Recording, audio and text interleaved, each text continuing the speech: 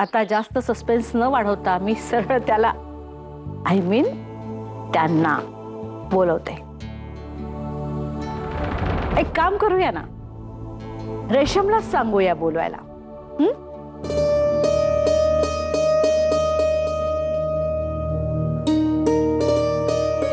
अहो आत बोलत आहेत तुम्हाला, या ना.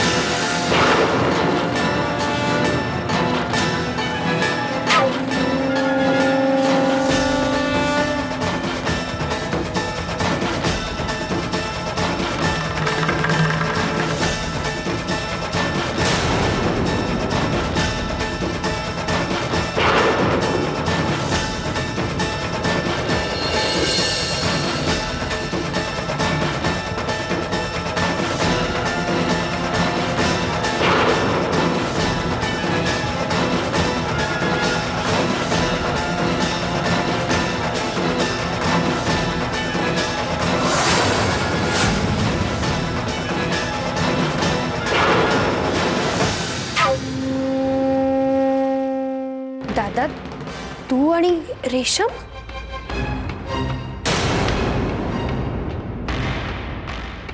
शंतनू, काय कसं वाटलं आमचं सरप्राईज अरुंधती?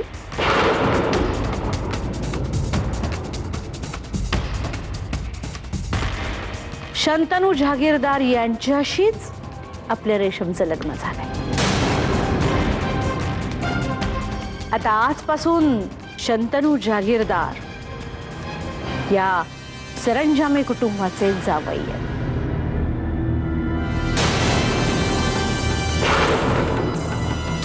एकुलता एक जावई.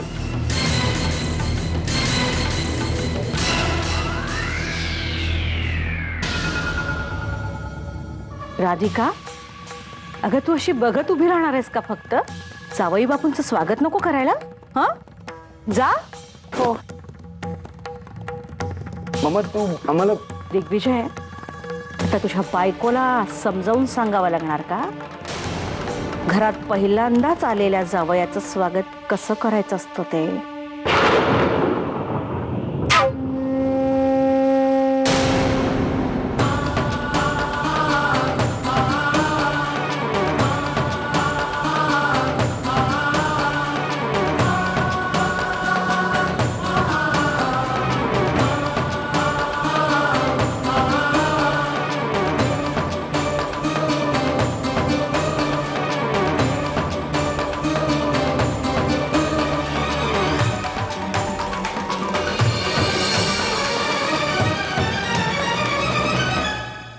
शंतनू, तुला बघून अरुंधतीला फारसा आनंद झालेला दिसत नाही. हो ना अरुंधती? तो तर झालेलं नसणारच. हा, मात्र आनंदावर विरजण पडलं एवढं नक्की. काय अरू?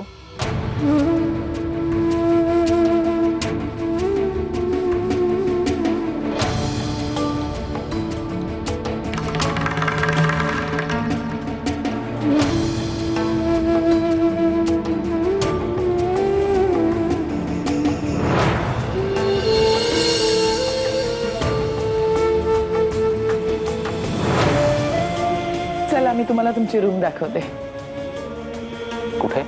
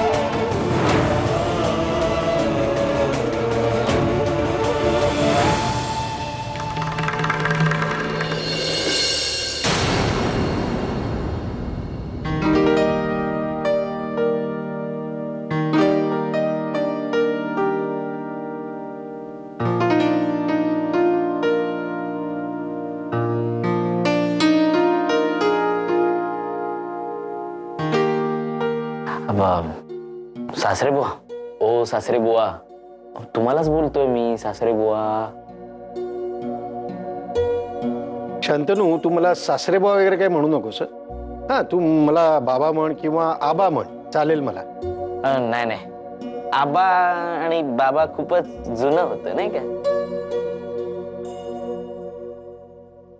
त्यापेक्षा मी एक काम करतो ना, तुम्हाला मी पप्पा म्हणतो, पप्पा.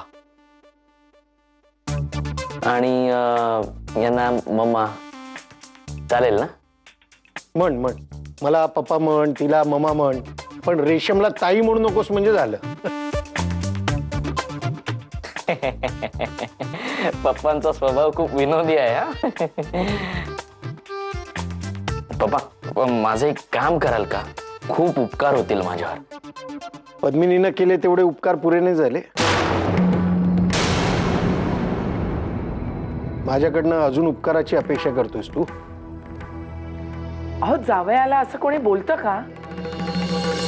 मम्मा, आता मी त्यांच्या मुलासारखाच आहे की नाही, आणि असली बोलणी मी खूप खाल्ली आहेत, म्हणजे ऐकली आहेत, आणि त्याने मला काही फरक पडत नाही.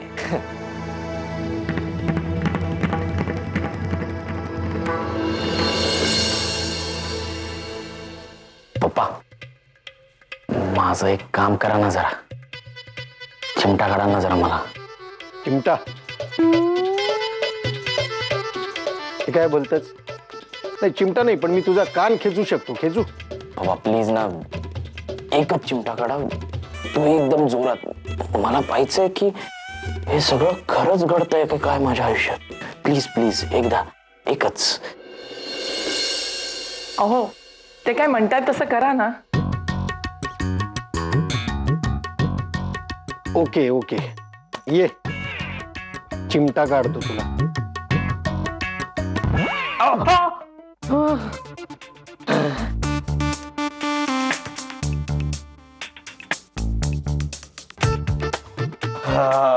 पटली पटली, खात्री पटली. आता हे सगळं खरं आहे.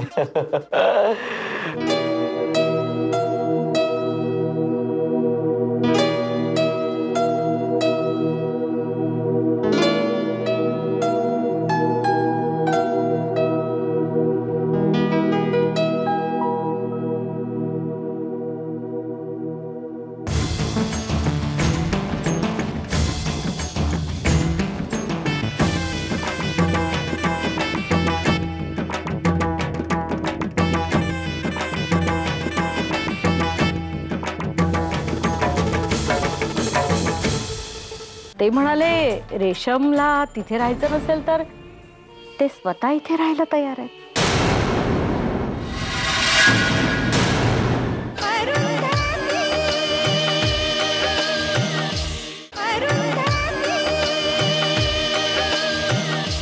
मामा सांग ना, म्हणजे हे सगळं कसं झालं, म्हणजे एकदम असं अचानक. मम्मा, तुम्ही रेशमसाठी शंतनू सारखा मुलगा का निवडला? आय मीन, हे बघा, शंतनू काय वाईट मुलगा नाही, तरी पण बघा त्यांच्या दोघांची जोडी अशी विजोड वाटते. मम्मा, तुम्हाला नाही वाटत का असं? अमर, तुझ्या प्रश्नांची उत्तरं आम्ही नंतर देतो. आधी ह्याच्या प्रश्नांची उत्तरं आम्हाला देऊ. दिग्विजय, तू जरी प्रश्न विचारत असलास तरी या प्रश्नांचा उगम कुठे आहे हे आम्हाला चांगलंच माहिती आहे.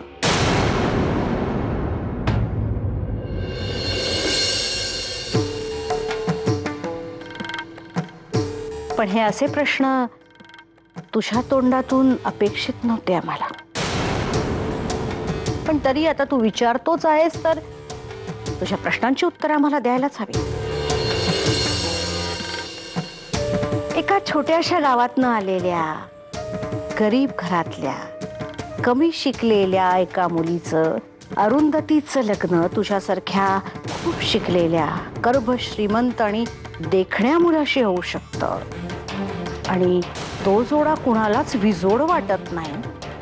त्याच अरुंधतीच्या भावाचं, जो गरीब आहे पण हुशार आहे, त्याचं लग्न रेशमशी का होऊ शकत नाही? आणि ते तुला योग्य का वाटत नाही हे कळत नाही आम्हाला. आणि मुळात हे लग्न रेशमच्या संमतीनं झालंय. तिच्यावर कुणीही जबरदस्ती केलेली नाही. चारूला आणि राधिकालाही हे मान्य आहे. मग तुला काय एवढा प्रॉब्लेम आहे का? आता तूही माणसं ओळखायला चुकायला लागलास. नाही, लग्न झाल्यावर माणसं बदलतात असं आम्ही ऐकलं होतं, पण एवढी? अरुंधतीला असुरक्षित का वाटतंय हे आम्हाला नाही माहित. उलट तिला तर आनंद व्हायला हवा. असो, पण तुझी लाडकी बहीण सुखात आहे हेच तुझ्यासाठी महत्वाचं असलं पाहिजे, नाही का दिग्विजय? आणि ती सुखात आहे. मी तिच्या डोळ्यात पाहिलंय दिग्विजय आणि विचारलंही. तिचा होकारच आहे.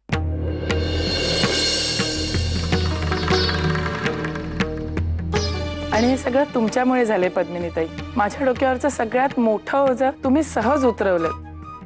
आता मला कसलीही काळजी नाही.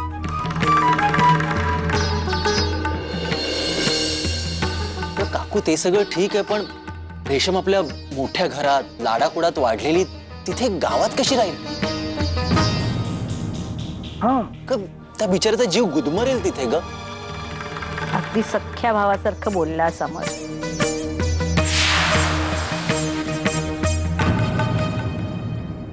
खरं तर येताना हाच विचार आमच्या डोक्यात चालू होता. आम्ही जावई बापूंना तो विचार बोलूनही दाखवला. आम्ही म्हटलं, रेशम इतकी लाडात वाढली आहे, लग्न झाल्यानंतर ती त्या पडक्या जहागीरदारांच्या वाड्यात कशी काय राहणार? पण जावई बापूंनी हा प्रश्न झटक्यात सोडवला.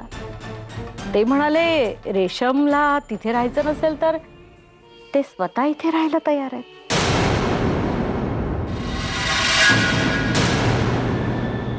ते म्हणाले, आम्ही राहू तुमच्या बरोबर. काय म्हणजे आता तुम्ही त्याला घरजावई बनवणार आहात? दिग्विजय, आपल्याकडे नात्यांना काही नावं दिली जातात. सून, जावई. मग घरातल्या सुनेला जर आपण मुलीसारखं मानत असो तर जावयाला मुलगा मानायला काय हरकत आहे?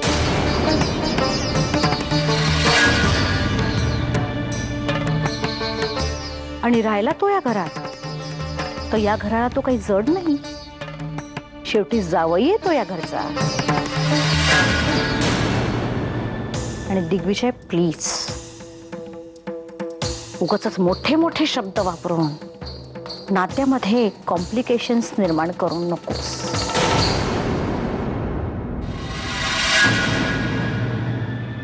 हा अमर, तर आता तुझ्या प्रश्नाचं उत्तर. आम्ही तुला सांगितलंच, आम्ही कुलदेवीच्या मंदिरात गेलो, देवीला साकडं घातलं, म्हटलं रेशमचं लग्न होऊ दे. तिची खूप काळजी वाटत होती आम्हाला. आणि कसा कुठून कळलंच नाही, पण अचानक शंतनू तिथे आला. आता तो कोल्हापुरात कसा आला आणि तो नेमका देवीच्या मंदिरातच कसा आला हे आम्हाला तरी कळलं नाही. पण त्या परमेश्वराचीच इच्छा असणार. त्याच्या मनात आलं, त्यांनी सगळं बरोबर जुळवून आणलं. मग रेशमची संमती घेतली आणि आणखी काही तिच्या लग्नात विघ्न यायच्या आत वसुताईच्या मदतीनं रेशमचं लग्न लावून दिलं.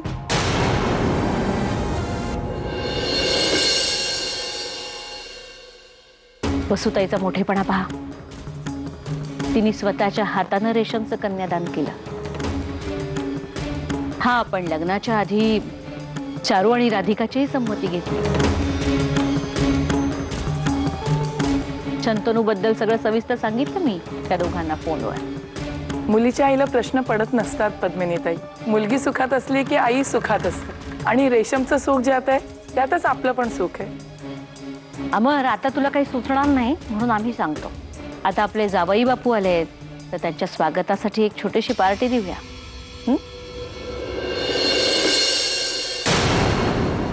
पार्टीचं प्लॅनिंग तुम्ही सगळेजण मिळून करा. आम्ही खूप थकलोय, आम्हाला जरा आराम करायचा. मम्मा मी खुश नाही असं नाही, मला मला खरंच आनंद झालाय रेशमचं लग्न झालंय ते. असं तुला आनंद झालाय तो व्यक्त करण्याच्या आधी तुझ्या बायकोची परवानगी घेतलीस का बाबा? अरे आता कसं रे तू? साधं विनोदी कळत नाही तुला? हाच कसा? चला, खूप मोठं काम झालं. आता कसलीही काळजी करायची गरज नाही आम्हाला.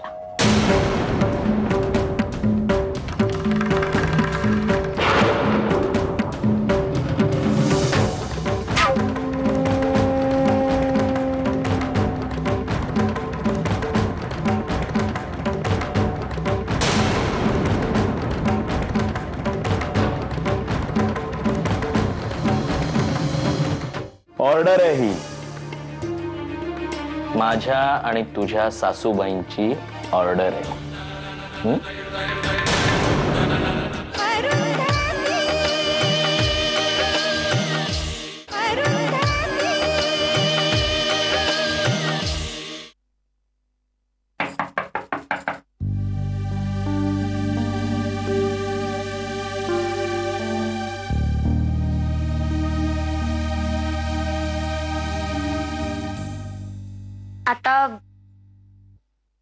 आता नेहमीच मला असा दरवाजा वाजवून आत यावं लागेल, हो ना? दादा कुठे दिसत नाहीये. ते जरा अमरदादा बरोबर बाहेर गेलेत. अमरदादानी त्यांना बंगला दाखवायला नेले. काही काम होतं का त्यांच्याकडे? नाही, मी बोलते नंतर दादाशी.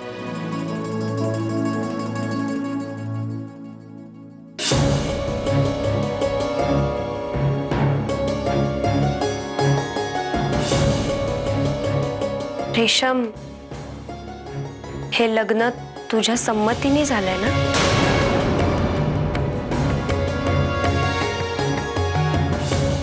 म्हणजे या घराच्या सुखासाठी तू या लग्नाला हो म्हटलंयस, असं नाहीये ना?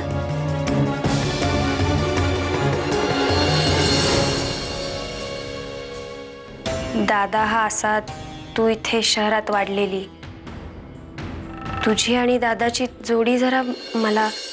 अरुवहिनी प्लीज, तू जसा विचार करते तसाच विचार करणारी लोक या जगात आहेत असं नाहीये. तो प्लीज हा विचार करणं बंद कर. मला कोणी राजकुमार घ्यायला येईल, पांढऱ्या शुभ्र घोड्यावरून येऊन तो मला घेऊन जाईल, अशी सगळी बाळबोध स्वप्न नाही बघत मी. मी ही एक सामान्यच मुलगी आहे. मलाही नेहमी माझ्यावर भरपूर प्रेम करणारा, मला हवं असेल ते आणून देऊ शकणारा नवरा हवा होता. मग त्यात चंद्र चांदण्या असल्या तरी. आणि चंद्र आणि चांदण्या आणून देईल दादा तुला असं वाटतंय? हा विचार काढून टाक मनातून रेशम. अगं, चांदण्या खाली आल्या ना तरी त्याचा आपल्याला फायदा कसा होईल इतकाच विचार करेल. चांगलंच ओळखते मी त्याला.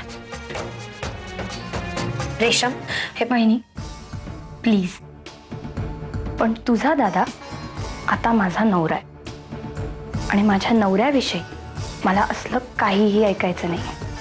So please. अगदी खरं आहे तुझं रेशम. अरुवहिनी, आता तरी यांच्या संसारात पडू नकोस प्लीज. तुला एक सांगू, तुझ्यामध्ये आणि ममामध्ये एकच फरक आहे. तुला लोकांमधले फक्त दुर्गुणच दिसतात आणि गुण ओळखण्याची ताकद फक्त माझ्या ममामध्येच आहे. असो, ममाने तुझ्यासाठी एक निरोप पाठवलाय. आजची रात्र रेशम आणि आमच्या शंतनू भाऊजींच्या आयुष्यातली खास रात्र आहे आणि ती रात्र आणखी खास बनवण्यासाठी ही रूम आपल्याला सजवायची.